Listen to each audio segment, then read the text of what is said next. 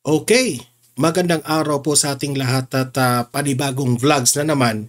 At ito, pag-uusapan natin itong si Vice President Inday Sara Duterte ay pinayuhan itong si Presidente Bongbong Marcos. Pinayuhan niya, binigyan na nga siya ng tip kung paano, kasi nga tinanong kasi itong si VP Sara na ano kaya ang maipapayo mo kay PBBM dito sa sobrang laganap na korupsyon sa administrasyon mo? O ayan, pinayuhan siya ni VP Sara. Ano ba ang pinayo ni VP Sara? O, mamaya, pag-usapan natin yan. I-play natin ang video. Yan ang ipapakita ko sa inyo na in-ambush interview itong si VP Sara doon sa The Hague. Tapos, heto po, talagang swak na swak ang ang kanyang payo dito kay PBBM. Okay? Mamaya pag-usapan natin yan. At ipapakita ko rin sa inyo itong official statement ni Torre. Okay? Sa pagkatanggal o pagkasibak sa kanya. Kayo nang humusga kung nagtatampo ba si Torre? Kayo nang humusga kung bitter ba siya? Kayo nang humusga kung sang-ayon ba siya sa pagkakatanggal sa kanya. Okay? Yan ang ipapakita kong video sa inyo ngayon. Okay?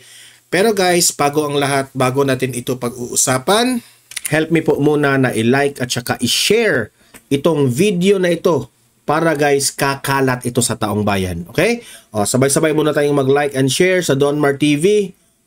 Itong video na ito, like and share. 1, 2, 3, go! Okay, naka-like and share na ba lahat? And also guys, sa mga bago pa lang dito sa aking channel, mag-subscribe na po kayo para lagi kayong updated sa ating mga balita. And at the same time, yung mga cellphone ninyo, ma-notify yan kung meron tayong breaking news, bagong uploads, o kung nagla-live ang ating channel. Ma-notify kayo lahat dyan. Kaya mahalaga po na mag-subscribe tayo sa Donmar TV. 1, 2, 3, go! Ayan, nakasubscribe na ba lahat? Okay, so without further ado, eto po, panoorin natin itong interview. I think itong video na ito ay inedit na ito sa mga highlights ng tanong. Okay? So, eto po, panoorin po natin. Dapat alam niya kung ano nangyayari. Pangalawa, dapat hindi siya pumapayag na pinapakailaman ng legislators ang budget ng gobyerno.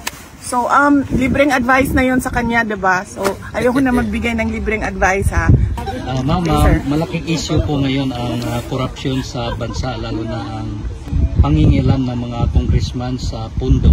Kung kayo po ang tatanungin, ano po ang dapat gawin upang maputol po ang ganitong kalakaran? Unang-una dyan, dapat kontrolado ng president yung budget. Dapat kung ano yung lumalabas sa budgeting system from the Regional Development Councils, paakyat sa National Development Council, paakyat sa cabinet level, at kung ano yung napag-usapan based on development plans, yun ang nasusunod. Dapat alam talaga ng ang payo ni VP Sara, ito, nagka-problema tayo sa budget Parang ang kawawa ang bansa natin. Meron tayong presidente na binoto, pinagkakatiwalaan natin. Ako, aamin ako dyan. Isa ako sa bumoto dito kay PBBM. Pero, para sa akin, useless ang lahat. Imagine, vinlog ko si VP Sara, nag-vlog ako kay PBBM, kinampanya natin sila. Pero at the end of the day, itong dalawang leader na ito ay hindi sa totoo lang, hindi sila ang nagde-decide at the end of the day. Nakakatawa nga Di ba? Dito mo talaga, nakakatawa talaga ang bansang itong Pilipinas, itong sistema ng governance natin. Binoto natin, presidente, vice president. Pero ngayon, kung iisipin mo, sobrang laking problema ng Pilipinas. Why? Kasi meron pong mga korupsyon na nangyayari na hindi po kontrolado ng presidente, hindi po kontrolado ng vice president. Kagaya ng nangyari dyan sa flood control projects. Yung mga kongresista na nagpapagawa sa mga proyekto na ito, meron pang mga ghost projects na itinatayo. Hindi nga itinatayo kasi ghost nga eh. Hindi nakikita. Kailangan mo pa ng third eye bago mo makita itong mga proyekto na ito. Ang tanong, kontrolado ba ito ng vice president o presidente? The two highest ranking official of the land. Ang sagot, hindi. Pero it could have been prevented. It could have been prevented. Kaya ngayon itong si VP Sara, pinayuhan niya ngayon itong si PBBM. Anong pwedeng gawin? Pwede mong studyhan yung mga budget na dapat aprubahan. 'Di ba? Like for example, itong si former President Duterte. Hindi niya makokontrol ang anong gustong gawin ng mga kongresista sa mga budget na yan. But you can always anong tawag diyan? You have bilang presidente, you have the influence kung papaano mo papayag ka sa isang proyekto o hindi ka papayag. Look at what former President Duterte ang ginawa niya. Kasi sobrang daming proyekto. Luzon, Visayas at Mindanao. Maraming flood control projects o kung anong mga gustong ipatayo na mga daan. Hindi na mamomonitor isa-isa ng presidente. Alam natin yang lahat. Anong ginawa? Sa sobrang talino ni former President Duterte, gumawa siya ng ahensya na tinatawag ay PACC. Anong meaning ng PACC? Philippine Anti-Corruption Commission. Ang PACC, anong trabaho nito? Ang trabaho ng PACC ay magbantay sa mga proyekto kung iko-corrupt ba ito o hindi. Yun ang trabaho nila. Anong nangyari? Meron mang korupsyon pero naiiwasan. Hindi kagaya ngayon na sobrang lawak at nakakahiyang korupsyon ang nangyari ngayon. Ganyan po hindi creative ang ating presidente. Hindi marunong nga sabi ni VP Sara, kaya nga pinayuhan siya ngayon 'Di ba? So ang sa akin lang dito, ang reaksyon ko diyan, palitan ang pangulo. yun lang. Ang tanong, kailan pa kaya mapapalitan ang pangulo? 2028. Hanggat walang people power na mangyayari, wala talaga. Kasi dati pa yan, pinayuhan ko na yung mga audience ko dito sa Donmar TV na ang people power ay wala talagang magandang idinidulot yan. Pero doon lang ako parang na-trigger na gusto kong sumali sa isang people power kung meron man nung hinuli nila si Tatay Digong at dinala sa The Hague. Kasi yan si former President Duterte, ipinaglaban natin yan The haters, this mga dilawan at itong mga loyalista, they will not accept it. Sa bagay, kaunti lang yan sila. But they cannot accept na si former President Duterte really changed the system of government nung panahon niya. Nung bumalik na naman ang dating nakasanayan ng kultura ng Pilipinas, yung mga korupsyon. Kultura na kasi yan Hindi na yan yung patungkol sa mga komisyon, patungkol sa mga 70%, yung mga proyekto na may matatanggap ang mga kongres. Kultura na natin yan That is corruption. Na para sa kanila, normal na lang yan. Hindi yan normal. corruption is corruption. Di ba? So, ang sa akin, gusto ko ipaliwanag sa inyo na hindi naiiwasan po ito nung panahon ni Tatay Digong. Pero hindi yan tatanggapin ng mga loyalista at mga dilawan. Mga ubob yan eh. Ubob yan. Wala na. Sarado na mga isip yan eh. So, the president has always the creativity kung paano niya ito maiiwasan itong korupsyon ng ginagawa ng sa ilalim. From the cabinet members, sama nga itong si VP Sara eh. Pinabayaan ni Bongbong Marcos. Kaya nga sabi ni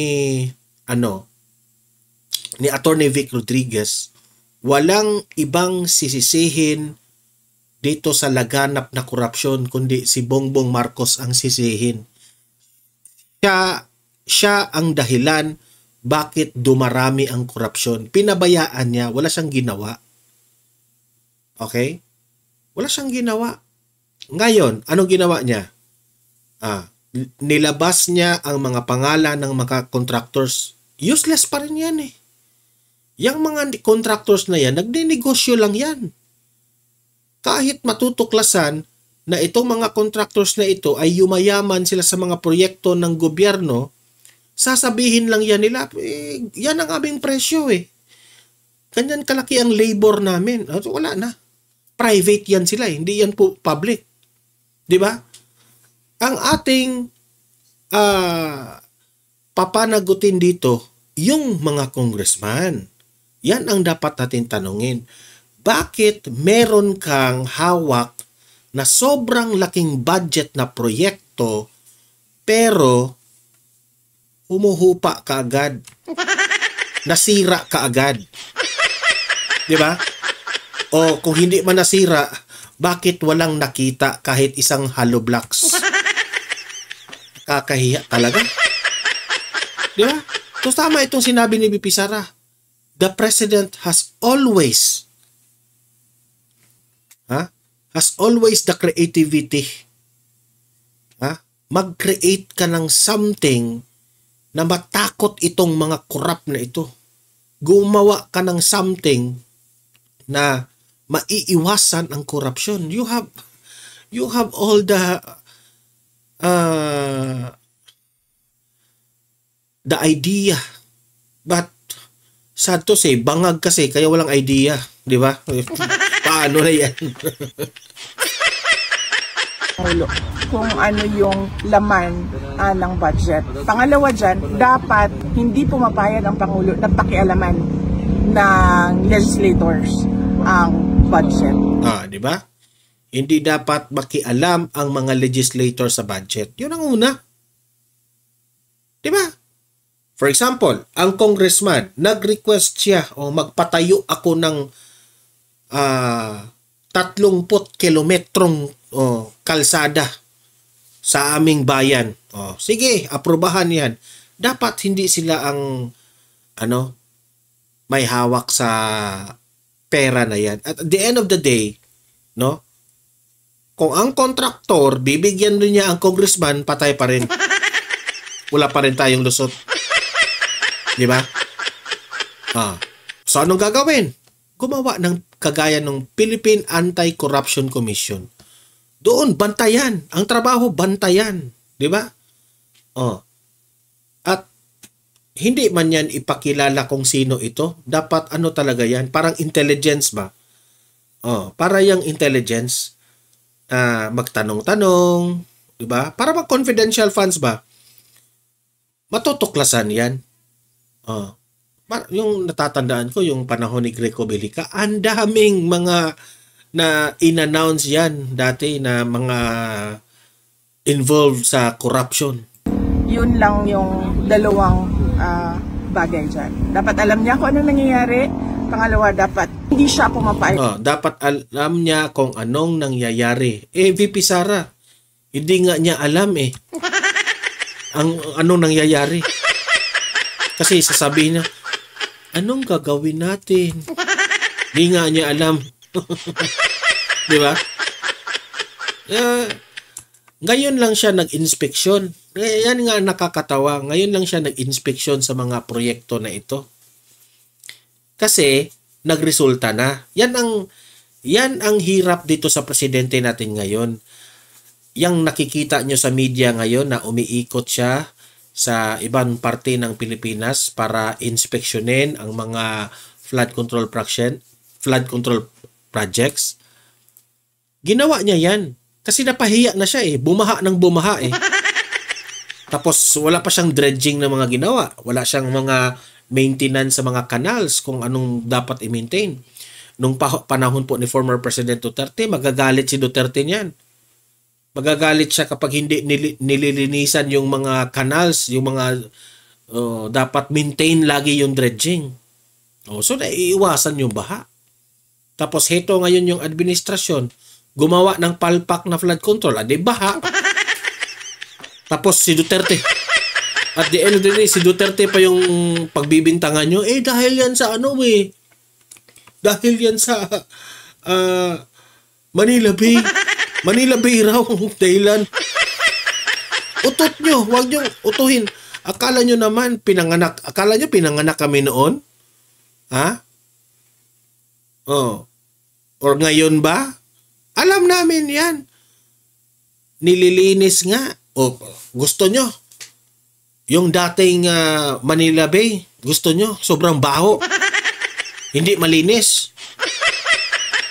Kasi, merong mga politicians dyan na natatapakan. Hindi nila nalinis yung Manila Bay na yan. Hindi nila nalinis. Pero pagdating ni Tatay Digong, nalinis.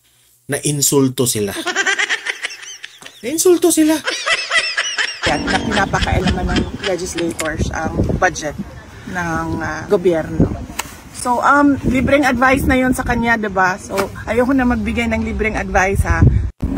Yan, so, buti nga, nag-advise pa sa iyo si VP Sara, di ba? Huwag ka kasing masyadong bangag ng bangag. Pulburon kasi ka ng pulburon di ba? Ito naman, pag-usapan natin itong official statements ni Torre sa pagkasibak niya sa pwesto bilang Chief PNP. Kayo nang humusga kung siya ba ay nagtatampo? Kayo nang humusga kung bitter ba siya? At sa tingin nyo, sa tingin nyo, ano ang kanyang feelings ngayon? Nagtatampo ba siya kay Bongbong Marcos? Heto, panoorin natin. Then were you surprised that you were relieved? Sa tanong na kung kamusta ako, okay, andito, naghahanap buhay. Okay. As to nagulat ka of your relief or you disappointed over it? So many things were said in the past days by other people. Pakinggan nyo na lang muna sila. I'm still composing. So, tinanong siya, anong nararamdaman mo? Umiiwas siya sa tanong. O anong ibig sabihin kapag umiiwas ka sa tanong? Di ba? May iniiwasan siya. Ako I might be wrong, I might be correct, but ito yung analysis ko dito. Sa tingin ko, umiiwas siya sa tanong. Kasi ayaw niya magsalita ng issue patungkol sa kay Bongbong Marcos. Yun ang una. Sa tingin ko, meron itong pagtatampo, meron itong parang, kasi sa totoo lang, walang taong hindi maiinsulto, magtatampo sa ginawa niya. Umabot pa siya ng 1 buwan, 2 buwan, nasibak ka agad. Di ba? Kung ako ang nasa posisyon niya, mahihiya ako. Maiinsulto ako. Ginawa ko ang lahat. Hinuli ko si Kibuloy at marami pong kaso siya.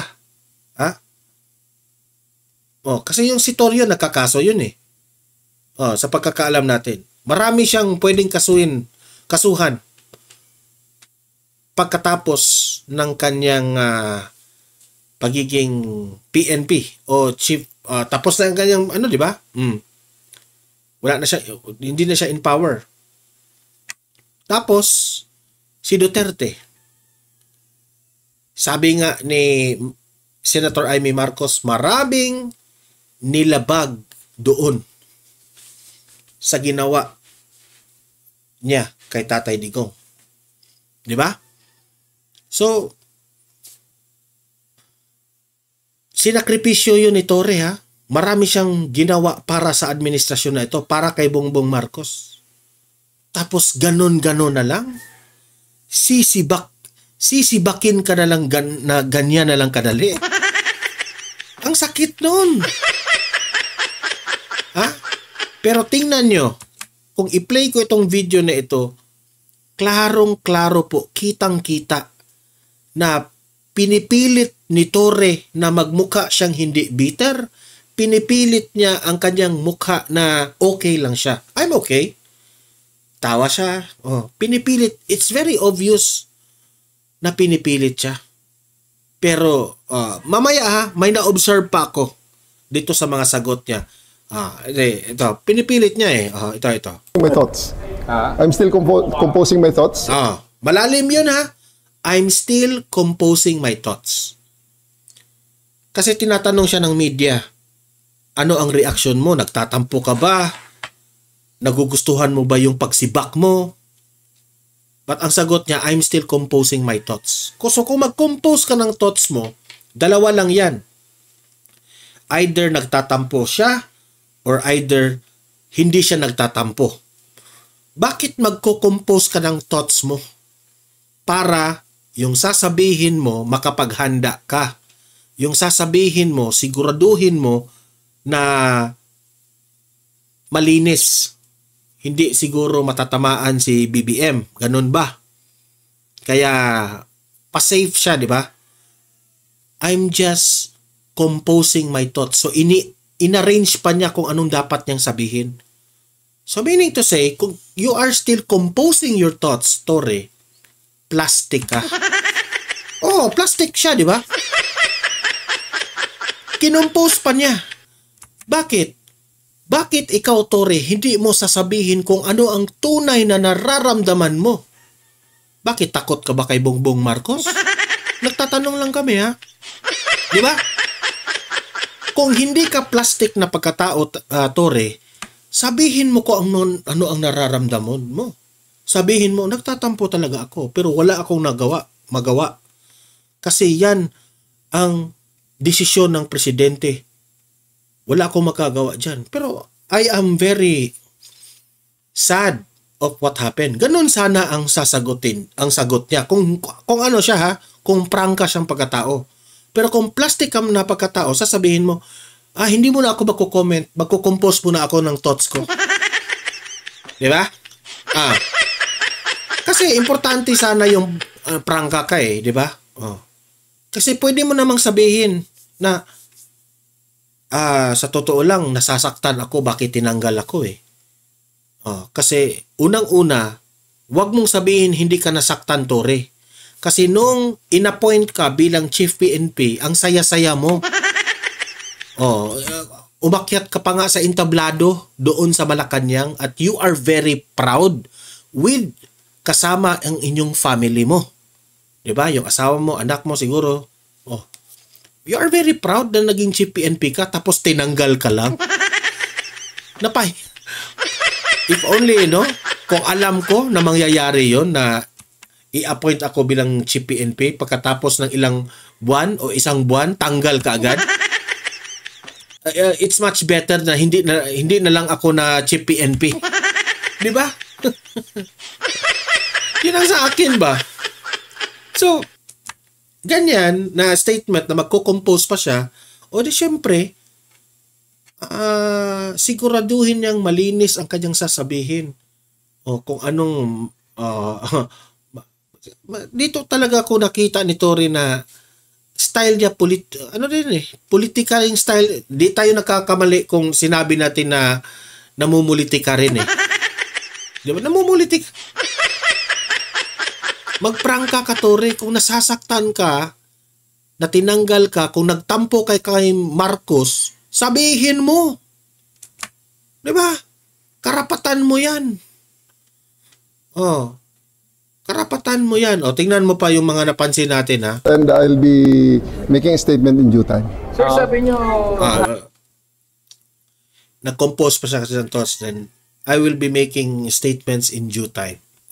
Kapag okay na. So, duda ako dito. Ano ba? Magtatampo ako? Kung magtatampo ako, anong mangyayari? Baka pagalitan ako, bla bla bla.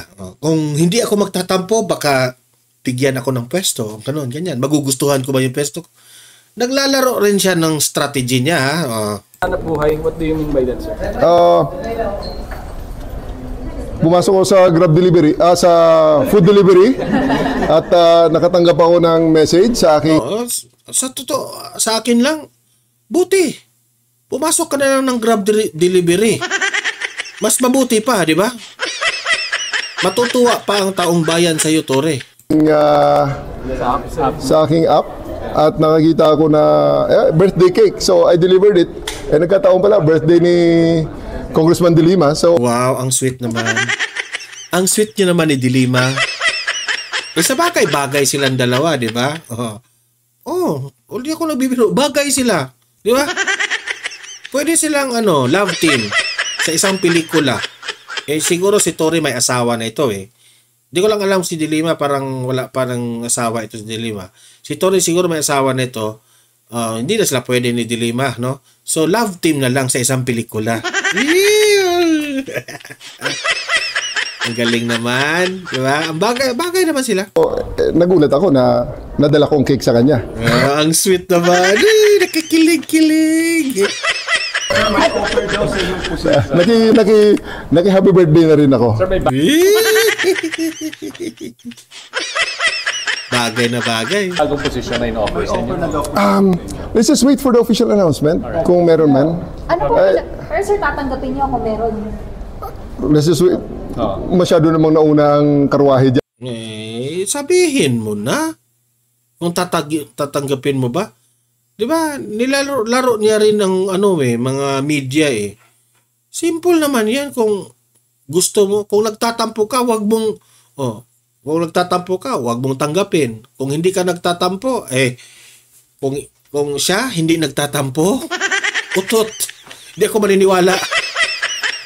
Hindi ako maniniwala na si Tore hindi nagtampo sa sinibak siya. Yan, pag tatanggapin o hindi, wala pang ang announcement kung meron man. Pero nakausap na po kayo ng presidente? Executive privilege, pwede. Nakausap na siya ng presidente.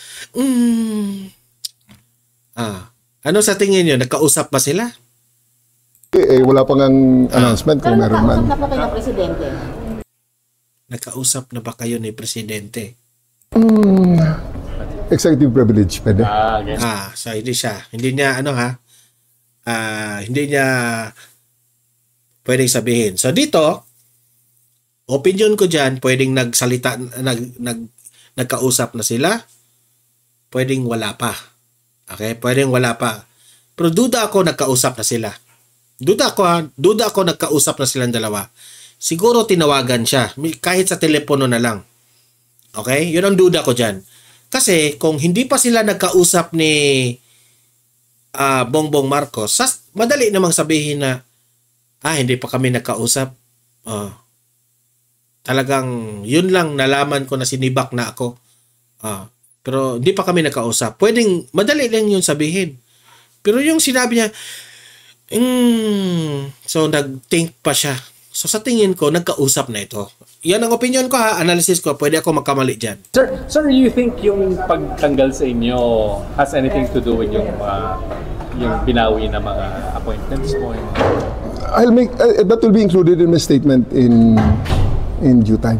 Yung mga binawi na appointments wala akong ma-say dyan. Hindi sa ngayon. Sir, ano pinag-usapan niyo ni Senator Laila? Ano po pinag-usapan niyo? Mag-date sila.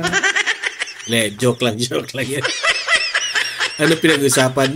Nakikiligan ako eh. Baka pwede kayong gumawa ng pelikula kayong dalawa eh. Di ba? Ma'am, cake delivery po.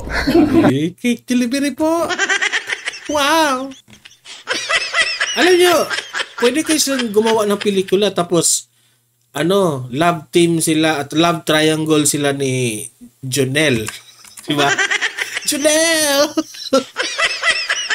Magtatampo si Jonel tapos huhulihin ni Torre. Okay.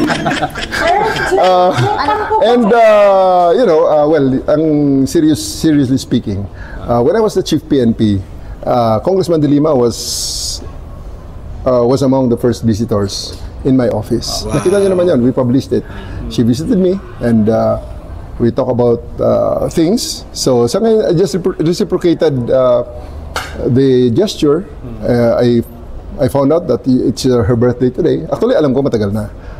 So I just really wanted to wish her well on her birthday. Kaya nagdala lang ako ng simple cake. Yun lang. Ano pinag-usapan niyo, sir? Happy birthday. So you think beyond Seryoso? repair na yung relationship mo with the present group of officials under this administration, or are you still open to dialogue or to... Uy, yung pag-premise yun ng question na beyond repair, para bang may nasira. I'm telling you, simula kahit nakahapon sa official statement ni Secretary John Vic, di ba? May nasira ba? Wala naman ah. It's all the President's choice. Walang nasira kasi pwede kayong magplastikan eh. Pwede kayong magplastikan. Di ba? Kanya naman talaga ang diplomatic eh. Alam mong may ka na, pero you have to hold your cards kasi may strategy kayo. Sabi niya. So wala Which po, so I in good support it. terms kayo, sir? Wala po Of course. sa Of course we are. Tumawag daw siya 5 beses, di niyo raw sinagot. Sabi niya naman, Bakit mo hindi sinagot? Tinawagan ka ha? Bakit mo hindi sinagot? Di ba? Kaduda yun. isang sabi niya. So wala Which po, so I in good support it. terms kayo, sir? Wala po Of course. sa Of course we are. Tumawag daw siya 5 beses, di niyo raw sinagot. Sabi niya naman, di ba? Siya rin naman nagsabi na nasa dinner ako. Well, sa ako na yun, alam mo, nasa dinner ako. Kahit naman siguro nasa dinner ka, tumawag yung boss mo. Di ba? Pwede naman yun sasagutin mo, di ba? Tapos sabihin, sir, nasa dinner pa ako. Mag-usap na lang tayo ng yung mahaba, ganyan, di ba? Di ba? Alam niyo itong mga natin ngayon, yung mga government officials natin ngayon at itong mga nagtatrabaho sa gobyerno natin, marunong lang silang maglaro sa media eh. di ba? Even in the PSA, in the police service anniversary sa aking demonstration sa president nung ating capability sa 911 and 5 minutes response, ano ba ang na-highlight doon? Napakabagal talaga ng internet. So, things happen sa mga ganong it's just Things happen. Talaga, hina talaga itong gobyernong ito. so it's Kung mahina ang internet, sino sisisihin? Hindi gobyerno, di ba? just so unfortunate na napaka bad timing nung mga calls niya. Kaya hindi ako naka-return call, hindi ko rin na-receive. Palusot pa tong taon to eh. Di ba? Di ako maniniwala na hindi mo sasagutin. Boss mo, importanteng matters yan, hindi mo masasagot-sagot. Di ba? Buti kung kaya kung totoo man yung sinabi mo, kaya ka siguro tatanggal. Ayaw mong sagutin eh. Pero di ako maniniwala hindi mo sagutin yun, di ba? Siguro hindi niya sinagot kasi nagtampo ka. Duda ako dyan ha. Nagduda ako dyan. Pero pwede ito magkamali dyan. Despite po ng pagkakaalis po sa PNP, ano po yung proud kayo na nagawa ninyo? Yung dinakip siguro niya si Duterte at si Kibuloy. Proud siya dun. Proud to be. Laging tagline namin yan, di ba? I came from a unit na ang tagline ay proud to be. Until now, proud to be PNP. Ayun ang pinaka... Yun yan. Di naman nasagot yung tanong eh. Di ba? Oo, sir. Pinaka-tagline kung naghahanap Sir, ka ng wala po tagline. kayong sama ng loob. Wala po kayong sama. Wala ba kayong sama ng loob? Tingnan yung mukha, ah. Look at me straight in the eye. Do I look like somebody who is bitter? You are pretending. For me, for me. He is pretending na okay siya. Yun lang ang sa akin. Sir, conspicuously absent kayo dun sa turnover. So, yung optics dun parang nasabi. Because there's, up to this moment, there's no turnover to speak of. Ang relief ko is for the... Di ba? Yun pa lang, yung turnover. Hindi ka pumunta. Halatang halata, nagtampo ka. Pwede tayo magkamali doon.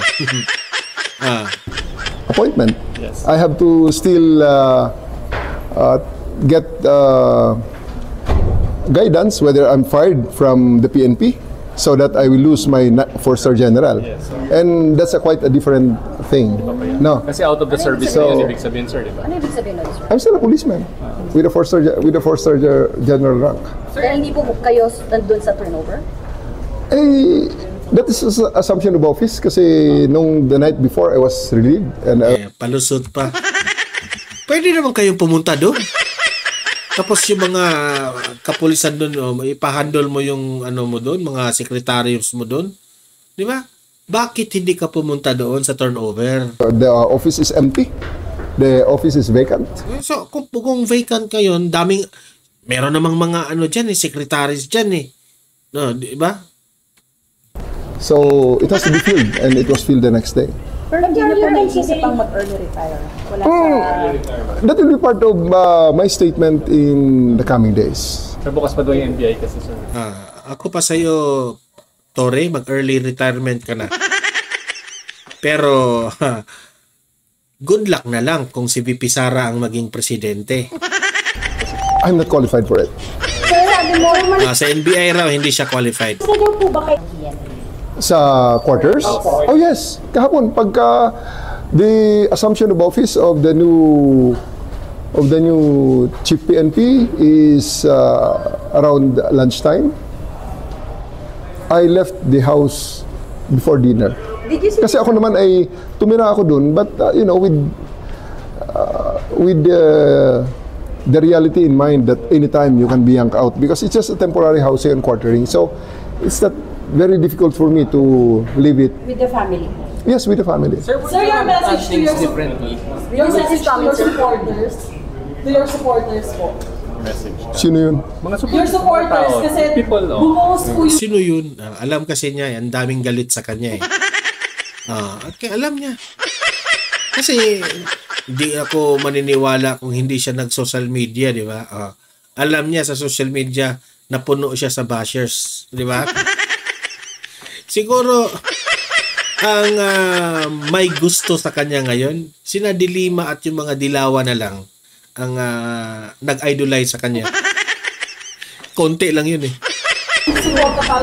Hindi naman ako naniniwala na ganun karami yan. Sa akin lang, salamat lang sa kanila. Pero you know, I really appreciate the gesture. I really appreciate the support and the love. But huwag kayong mag-alala. Ako'y okay. Sir, I'm sabi okay. nyo sa statement ninyo, ang tunay na tagumpay. Sorry, sir, would you have done things differently? Obvious talaga na iniiwasan niya at naniniwala ko nagtampo siya pero talagang pinipilit niya na okay lang siya eh. Pag-isipan ko muna yung sagot na yan. Sabi mo sa statement mo, ang tunay na tagumpay ay ang patuloy na paglilingkod sa bayan. What do you mean by that? Ay, pulis pa rin naman ako eh. Ay, makakita ko ng rambol dyan. Ay, makikita nyo ako siguradong At least ikaw, professional ka pa rin, no? Kahit tinanggal ka. Diyan ko na-appreciate si Torres sa dyan. huli na nagrarambol dyan sa kalsada. Count on it. May makita kong may madaanan ako rambol sa kalsada, maniwala kayo. May huhulihin at huhulihin tayo dyan. At I'm still duty bound to keep the peace. May pinag-uusapan na ba po kayo na tanggapin anuman ang posisyon na ibibigay sa iyo ng presidente? Yun nga sabi ko, let's wait first for the official statement or announcement regarding that matter. So regardless of that, you're still ready to serve government in whatever capacity? I'm still serving the government. Beyond PNP, I mean, yung general mindset mo lang. I'm still in the government. I'm still serving the government right now. I'm still a policeman. Still willing to serve? Kung hindi ako willing, di umalis na ako. You still support the president? Of course, of course. Sir, your message to the president? Of course, of course. hintay na lang tayo sa official statement niya, ha? Yung nagko-compose pa kasi siya, eh. Hintayin natin. Saka natin babalikan itong interview na ito. Ay, executive privilege na. Kung ano man yun, kami na dalawa mag-usap, no? I wish him well. I wish General Nartat as well. He's a very good officer. May napag-usapan po ba ni Kong Leila about 2028 plans? Pulis ako, hindi ako pwedeng... First and foremost, kung plans, ha? Kung plans, unang-una wala akong pera na para sa trabahong yan. Naku po, Diyos ko, I'm really so far from reality. Sir, sabi ni Senator Ping, parang umover daw yung authority. Yon ang dahilan. Umover kasi yung authority mo. Yung mga grand entrance mo. Yun ang dahilan. Tingnan nyo ang sagot niya dito, ha. Yung mga grand entrance siya na parang para siyang presidente. Sa tingin ko na insulto yung si Bongbong Marcos doon, eh. Tingnan nyo ang sagot ni Torre doon, ha. Parang unsure siya, na yun ang dahilan, o parang may konti siyang alam na talagang baka nagtampo yung presidente na nag-asta kasi akong na parang presidente. Tingnan nyo, ha. Yun ang sa tingin ko. Pero ano lang yun, ha. Analysis ko yun. Paggamit ng authority. I always respect the opinion of everybody. I always respect. So, para niya ring inamin na nirespeto ko kung anong sabi ng tao na para akong presidente doon na marang may authority ka. Ang trabaho kasi ng Chief PNP is utusan ka ng presidente. Pero ang ginawa mo kasi, Torre, nag-asta ka ng parang presidente. Yan ang hirap sa'yo, eh. Siguro naman, no? Sa tingin ko lang, ito yung pinaka-analysis ko dyan, eh. Sa tingin ko, late na niyang na-realize na, nga, tama. Parang lumagpas ako sa boundary ko na para na akong lead, hari doon. Late na niyang na-realize. Siguro, inamin rin niya na may pagkakamali siya. No? It's an unwritten rule, pero delikadesa na lang ba? Na hindi sana niya ginawa yun, eh. Kasi meron tayong presidente, tapos nag-asta-asta ka parang presidente. Hindi nga umasta si VP Sara ng ganyan. Hindi nga umasta ang Senate President ng ganyan. Si Romualdez siguro nag-asta ng parang presidente, oo. Especially from a former chief PNP. I took note of it and reviewed my actions. Now, whether I agree or not, I'll just include it in the statement. Di ba? So, sa tingin ko, malalaman natin niya sa official statement niya dyan na may pagkakamali siya ba? I-review niya. Siguro ba i-review siya? Tingnan natin kung tama ba yung ginawa ko na para akong presidente o okay lang ba yun. Nag-contemplate pa siguro siya. You can deduce it from the statement that I will make. Kailan yun? When do we expect it? This week? Next week? Para mag-prepare din kami. Kailan, sir? Kailan kayo maglalabas ng statement? I can't really give a timeline on it. I took a leave, Babs. I took a leave, which I will do. I think the second time in my career. For how long, sir? For how long? I'm mulling about it kasi syempre for approval of the Chief PNP, and I'm planning to use the maximum leave authorized, yung my vacation leave, my service leave, my... Sir, bakit ngayon lang? Obviously, I need the time. I need the time off. So, I need the time off also to answer reporters. Sir, what were your thoughts? Anong naramdaman mo when you learned about itong pag-release sa'yo? I've been an officer for more than 30 years. This is not the first time that this happened in my career. Yeah. Okay? And it happened time and again, pabalik-balik yan. And, you know, I just came back, bounced back, and do something again, and be credited for it. Reading myself. Ganun lang. Nothing new. Ito, pinipilit niya talaga na okay lang siya eh. Kasi, kung ipapakita niya na parang dismayado siya, nagtatampo siya, ano tawag doon, nalungkot siya sa nangyari, kung gagawin niya yun, mas lalo kasi siyang ibabash eh. Kasi ang daming galit dito eh. Di ba? So, sa tingin ko ha, pwede ako magkamali dito. Sa analysis ko, he is projecting na okay lang siya, happy lang siya, go all the way lang, no? Para hindi naman siya i-bash at sasabihin ng mga tao, Torre, deserve mo yan. O, ayan, nalungkot si Torre. Magsaya tayo. Yun ang iniiwasan niya siguro. Regrets?